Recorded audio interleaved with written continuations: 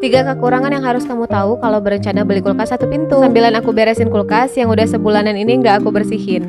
Kotor banget. Aku bersihinnya pakai Loxus Food Storage Cleaner. Dan dalam satu paket udah dapat kain microfibernya juga. Gak perlu rempong cuci kompartemennya, aman di tangan, gak meninggalkan residu, dan wangi sitrusnya enak banget. Oke, lanjut kita bahas kekurangan yang pertama. Space-nya kecil, jadi mau nyimpen makanan, sayuran, apapun itu nggak bisa banyak-banyak. Yang kedua, kalau masih punya anak kecil, ini tombol pengatur suhu sekaligus penghancur bunga es. Seneng banget dimainin sama bocil. Sering waktu aku buka kulkas, lah kok nggak dingin lagi.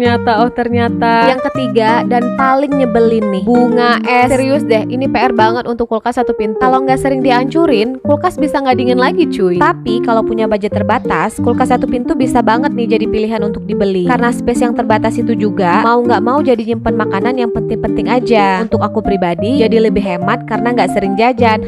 Kalau punya pengalaman yang sama, boleh dong sharing di kolom komen.